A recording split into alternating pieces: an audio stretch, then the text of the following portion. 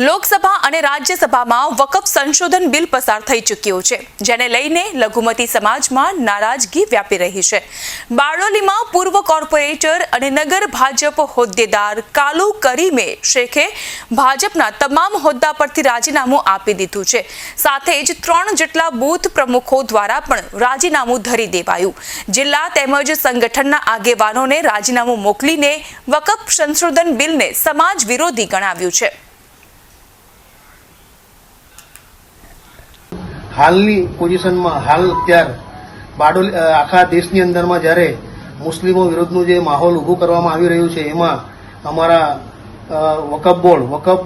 એટલે અમારી અલ્લાહની મિલકત કહેવાય, એ મિલકત પર જ્યારે તરાપ મારવાની વાત આવી રહી છે અને વકફ બિલ અને બીજું જે યુસીસી સમાન સિવિલ કોડ એટલે અમારા જે ધાર્મિક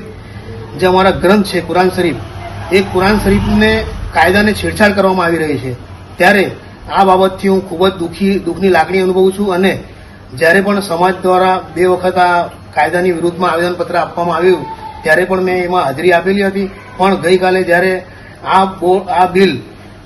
સંસદ ગૃહમાં અને રાજ્યસભા ગૃહમાં પણ આ જ્યારે પાસ કરવામાં આવ્યું છે, ત્યારે આ બાબતથી મારી ખૂબ જ લાગણી અને મારા સાથેના જે બી મારા કાર્યકર મિત્રો છે, જે અમારા સમાજના આગેવાન બધાની લાગણી દુભાયેલી છે। તો તેના અનુસંધાનમાં હું મારા વોર્ડ નંબર 6ના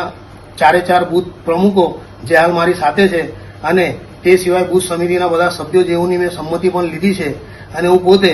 હાલ પ્રવક્તા તરીકે જવાબદારી નિભાવતો હતો, તે હોદ્દા પરથી અને ભારતીય જનતા પાર્ટીના મારા તમામ હોદ્દા પરથી રાજીનામું આપું છું।